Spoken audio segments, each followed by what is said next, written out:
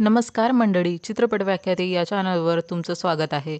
आज मी 2022ची कंतारा ही movie explain करणार आहे. मी हा मूवी डिटेलमध्ये एक्सप्लेन केला आहे, तर व्हिडिओ शेवटपर्यंत नक्की बघा. चला तर मग जास्त वेळ न दवडता व्हिडिओला सुरुवात करूया. मूवीच्या सुरुवातीला आपल्याला एक स्टोरी सांगितल्या जाते. 1847मध्ये एक राजा होता.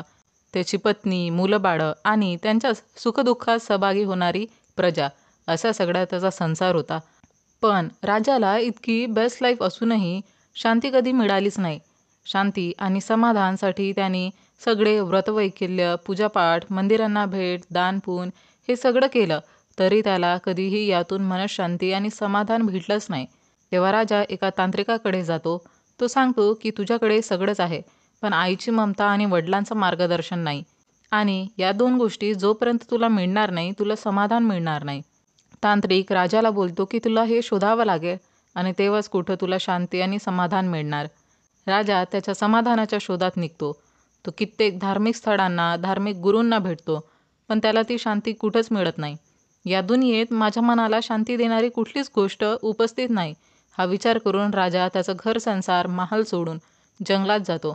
एक दिवस राजाला जंगलात एक दगड दिसतो, ज्याला बघून त्याची तलवार आपोआप खाली पडून त्याचे हात जोडल्या जातात. जसं की त्याला ज्या गोष्टीची अपेक्षा होती, वाट होती, तीच त्याला भेटली. तेव्हाच तिथं त्या गावची लोकं येतात. तेव्हा राजा हात जोडून त्यांना विनंती करतात की या देवाला मला सोपवून द्या आणि बदल्यात तुम्ही मागाल ते मी द्यायला तयार आहे. गाववाले त्यांना हात जोडून बोलतात, तुम्हाला जे हवं ते मागा, पण आमच्या दैवपंचुर्लीला मागू नका. तेव्हा दैवपंचुर्ली तिथल्या एका व्यक्तीच्या अंगात येतात आणि ओरडून बोलतात की तू मला तुझ्यासोबत नेऊ बघतोय, पण मी या गावचा पंचोर्ली देव आहे. जर मी तुला सुख शांती दिली तर त्या बदल्यात तू गाववाल्यांना काय देशील? राजाला जे सुख शांती दैवपंचोर्लीच्या अनुभूतीने मिळाली होती, त्यासाठी तो कोणतीही किंमत मोजायला रेडी होता. तेव्हा दैवपंचोर्ली मोठ्याने किंचाळतात आणि बोलतात की जिथपर्यंत माझा आवाज जाईल तिथपर्यंतची जमीन तुला या गाववाल्यांच्या हवाली करावी लागेल आणि तेव्हाच मी तुझ्यासोबत येईल. पण लक्षात ठेव, जर कधी तू वचन तोडलंस तर मी तर तुला माफ करून देईल, पण दैव गुरुकुलिका माझ्यासोबत आहे, ते तुला कधीच माफ करणार नाही. राजा वचन कधीही न तोडण्याचं आश्वासन देऊन पंचोर्ली देवाला त्याच्या सोबत घेऊन जातो आणि त्या दिवसानंतर राजाच्या लाईफमध्ये कधी सुख समाधानाची कमी नव्हतीच. आता स्टोरी पुढे जाऊन आपल्याला 1970चा काळ दाखवला जातो, जिथे एक व्यक्ती त्याच्या मुलाला शिवाला राजाची गोष्ट सांगत असतो आणि बोलतो त्या दिवसानंतर त्या राजाच्या दरबारात उत्सव कंटिन्यू राहिला. तेव्हा शिवा विचारतो की आता जे राजाचे वंशज आहेत ते का जमीन परत मागताय? शिवाची आई बोलते की जमीन तर त्यांचीच आहे, तर परत मागणं यात काहीच चुकीचं नाही, पण आपण दैव पंचोर्लीची पूजा करतो, तर त्यांना सोडून जाणार कसं आणि कुठे?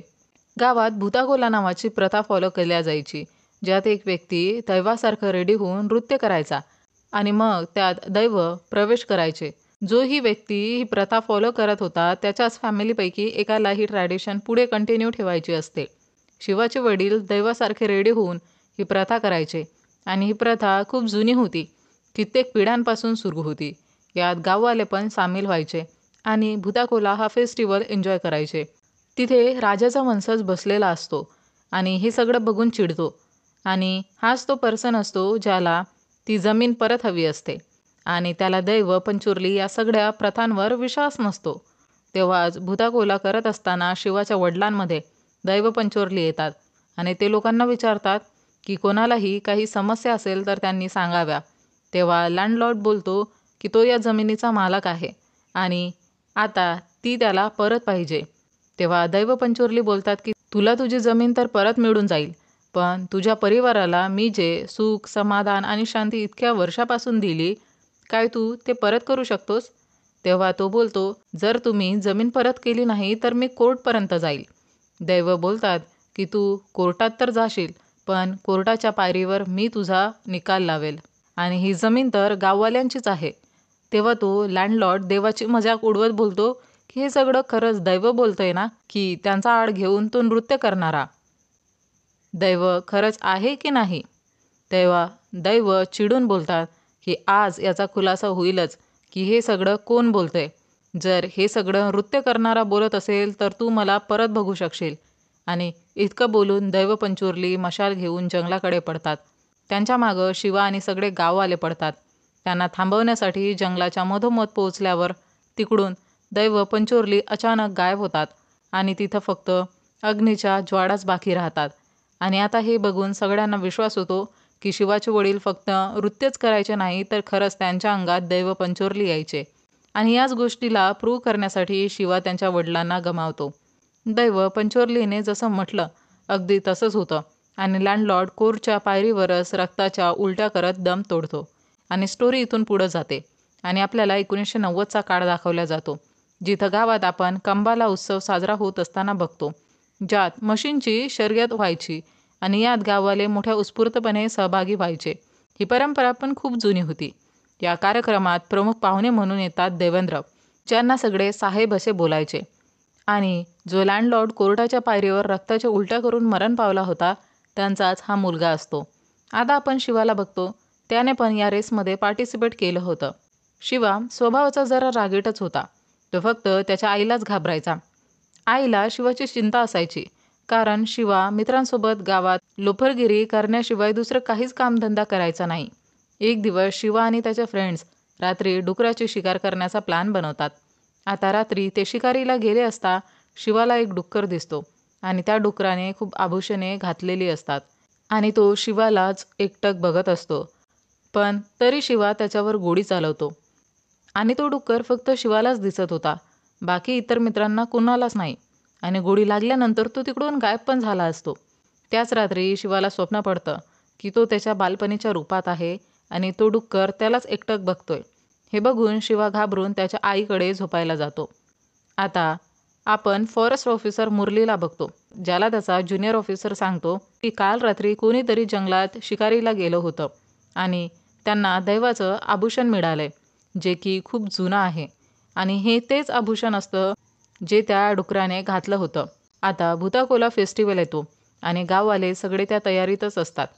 यावेळेस नृत्य शिवाचा चुलत भाऊ गुरुवा करणार असतो, कारण हे नृत्य फक्त तोच व्यक्ती करू शकतो जो मनाने निर्मळ आणि या सगळ्या गोष्टींना मानणारा आणि करणारा असेल. प्रथेनुसार तर कोला शिवाला करायचा असतो, पण त्याचे लक्षण ठीक नसल्यामुळं तो हे कोला नृत्य करायचा नाही. जत्रेमध्ये आपण लीला नावाच्या फॉरेस्ट गार्डला बघतो, जिने नुकतंच तिचं फॉरेस्टचं ट्रेनिंग पूर्ण केलं असतं. शिवाला ती बालपणापासूनच आवडायची. तिला इथं बघून शिवाने तिच्यावर डोरे टाकणं सुरू केलं असतं. जत्रेमध्ये फटाके फोडला जात असल्यामुळं फॉरेस्ट ऑफिसर तिथं येऊन ते सगळं थांबवायला बोलतो, कारण त्यामुळं जंगलातील पशुपक्ष्यांना त्रास होतो असं त्यांचं म्हणणं होतं. पण शिवाला त्याचं म्हणणं पटत नाही, कारण त्याला वाटत होतं की फॉरेस्ट ऑफिसर त्यांच्या देवाचा अपमान करतोय. त्या दोघांचं भांडण वाढतं तर साहेबमध्ये येऊन दोघांनाही शांत करतात. नेक्स्ट डे लीलाचे वडील शिवाकडे येऊन त्याला मदत मागतात की साहेबांच्या ओळखीने तिला फॉरेस्ट डिपार्टमेंटमध्ये भरती करावं म्हणून. शिवाला तर लीला आधीच पसंत असते, म्हणून तो लीलाचा जाग साहेबांकडे लावून तिला फॉरेस्ट गार्डची नोकरी मिळवून देतो. त्यानंतर त्या दोघांमध्ये जवळीकता वाढते. फॉरेस्ट ऑफिसर गावात येऊन बोलतो की जिथे हे गाव बसलं आहे ती जमीन सरकारची आहे, तर गाववाल्यांनी लवकरात लवकर ही जमीन खाली करावी. याच गोष्टींवरून पोलीस आणि गाववाल्यांमध्ये वाद होतो. ही गोष्ट जेव्हा शिवाला माहिती पडते तर तो तिथं रागात येऊन सगळ्यांना मारू लागतो. पण तो व्यक्ती शेवटी पोलीसवाला असतो. त्याच्याकडे पॉवर पण होती आणि गन पण. तो बंदूक दाखवून सगळ्यांना शांत करतो आणि गावात लाईन ओढण्याची ऑर्डर लीलालाच देतो, कारण ती पण आता पोलीस असते. तिला हे काम करून तिच्याच गाववाल्याविरुद्ध जायचं नसतं, पण ऑर्डर मिळाल्यामुळं तिला हे काम करावंच लागतं. जेव्हा ड्युटी करून ती रात्री परतते तेव्हा सगळे गाववाले तिला टोमणे मारतात. नेक्स्ट डे सगळे गाववाले मदतीसाठी साहेबांकडे धाव घेतात. साहेब गाववाल्यांच्या जमिनीचे कागदपत्र घेऊन त्यांना मदत करण्याचे आश्वासन देतात. एक गाववाला साहेबांच्या घरात घुसण्याचा प्रयत्न करतो तर साहेबांचा नोकर त्याला एक कानशिलात लगावतो आणि शिवाला हे बघून खूप राग येतो आणि तो पण साहेबाच्या नोकराला थोबाडीत मारतो. आता पोलीस ऑफिसर गाववाल्यांची जमीन खाली करण्याच्या कामात लागलेला असतो, तर शिवा जंगलातून लाकडं चोरून साहेबांना विकायचा. हे काम तो फॉरेस्ट ऑफिसरच्या चोरून लपून करायचा. साहेबांचा एक माणूस शिवाला पसंत करायचा नाही. तो बदला घेण्यासाठी पोलिसाशी मिळून त्याला पकडून देण्याचा प्लॅन बनवतो, कारण शिवा आणि त्याचे फ्रेंड्स इल्लिगली झाडांची कटाई करायचे. असंच एक दिवस शिवा आणि त्याचे साथीदार मिळून एक मोठं झाड कापत असतात, पण पोलिसांना येताना बघून ते लपतात. पण तेव्हाच ते झाड पोलिसांच्याच गाडीवर पडतं आणि ते सगळे जखमी होतात. आता पोलीस या सगळ्यांच्या शोधात असतात, म्हणून शिवा आणि त्याचे साथीदार साहेबांच्या मदतीने अंडरग्राऊंड होतात. असेच बरेच दिवस जातात.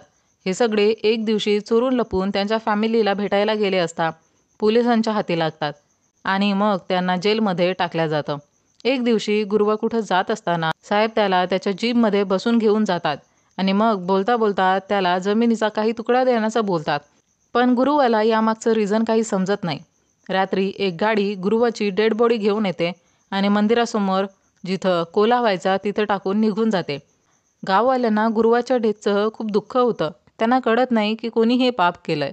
नेक्स्ट डे साहेब गुरुवाच्या अंत्यसंस्काराला जातात आणि वचन देतात ज्याने कोणी गुरुवाला मारण्याचं पाप केलं असेल त्याला ते शिक्षा देऊनच राहतील. आता फॉरेस्ट ऑफिसरना न्यूज मिळते की गाववाल्यांची जमीन आता साहेबांची झाली. म्हणजे साहेबांनी गाववाल्यांना मूर्ख बनवून त्यांची सगळी जमीन हडप केली होती. पोलीस ऑफिसरना हे टेन्शन नव्हतं की ती जमीन कोणाची आहे. त्यांना मिळालेल्या ऑर्डरनुसार ती जमीन रिझर्व्ह फॉरेस्टच्या अंडरमध्ये आणायची होती. आता इथे एक रहस्य उघडतं की साहेब जे गाववाल्यांचे वाली बनून फिरत होते तो तर त्यांचा एक मुखवटा होता. खरं तर ते त्या जमिनीच्या मागे होते जे राजाने त्या गाववाल्यांना दिली होती आणि आता राजाच्या वंशजाने धोकाधडी करून ती परत मिळवली होती. आणि गुरुवाला पण साहेबानेच मारलं होतं. ॲक्च्युली साहेब गुरुवाला त्याच्या जमिनीचं लालच देऊन कोला नृत्यामध्ये गाववाल्यांना ती जमीन साहेबांच्या नावावर करून द्यायचं बोलायचं बोलतो. कारण गावकरी कोला नृत्यादरम्यान जेही बोलल्या जायचं त्याला दैवाचा आदेश मानायचे. पण गुरुवाने हे करण्यास साफ मना केलं होतं. म्हणून मग साहेबांनी त्याची अत्यंत क्रूरपणे हत्या केली. आपण बघतो की आता शिवाला गावातील एका प्रतिष्ठित व्यक्तीने बाहेर काढलंय. तर शिवा मग डायरेक्ट साहेबांना भेटायला जातो, कारण त्याला साहेबांचं सत्य माहिती नव्हतं. साहेब त्याचा डाव खेळतो. तो बोलतो की गुरुवाला त्या पोलीस ऑफिसरनेच मारलंय आणि त्या पोलीस ऑफिसर विरुद्ध साहेब शिवाला खूप भडकावतो. शिवाला गावातील एक व्यक्ती सांगतो की गुरुवा जाताना तर साहेबांसोबत होता, पण परत त्यांना साहेब एकटेच गाडीत आले होते. हे ऐकून शिवाला साहेबांवर डाऊट येतो की साहेब काहीतरी गेम खेळतोय. एकदा एका गावकऱ्याने साहेबाच्या घरात घुसण्याचा प्रयत्न केला असता साहेबाच्या नोकराने त्याला मारलं होतं आणि आज शिवा डायरेक्ट घरात जाऊन तिथं जेवण करत होता. शिवाला हे लक्षात आलं होतं की साहेबानेच गुरुवाला मारलंय. घरी परतताना शिवाला तोच डुक्कर दिसतो ज्यावर त्याने गोळी चालवली होती. त्याचा पाठलाग करता करता तो त्याच प्लेसला पोहोचतो जिथून त्याचे वडील गायब झाले होते. आता सगळ्या गाववाल्यांना माहिती पडतं की त्यांची सगळी जमीन आता साहेबांच्या नावावर झाली आणि त्यांना साहेबांचं खरं रूप कळतं.